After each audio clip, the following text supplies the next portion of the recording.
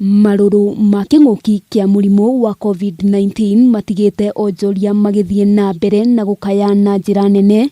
na bengi ya Cooperative ni yethete njira ya uria guteithiriria onjoria kwarahura wonjoria wao.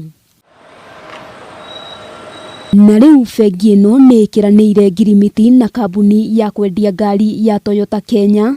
na kuria customer a Cooperative riu marihotaga kugura ngari na njira ya ngombo kuri kambuni ya Toyota Kenya, na maribataranagia o kuriha gicunje gia 5 hari 100 kia mbeca iria irabatarania, nayo bengi ino ikarugamirira gicunje kia nginyagia 95. Hamwe noguo aria maragura ngari mubango-ini uyu ni mariheagwo ihinda ria nginyagia mieri 60, na ningi makaheo mieri 2 mbere ya mambiriirie kuriha ngombo iyo, na ningi ni mariheagwo kigina kia muigana wa ciringi 500,000 niguo kuhura njeki wonjoria wao.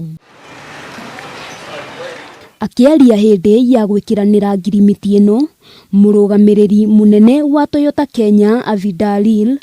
augite kinguki gia COVID-19 ni kirarehire bata wa gwetha njira cia mwanya cia guteithiriria kunyita imwe cia honge iria inyitaga itemi nene hari wonjoria wa bururi, na uguo mubango uyu urathundurwo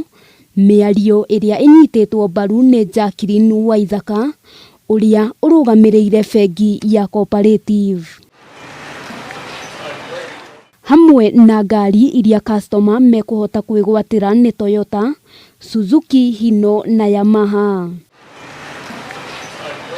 Handu-ini ha Kameme TV, ritwa riakwa ni Wambui wa Njuguna.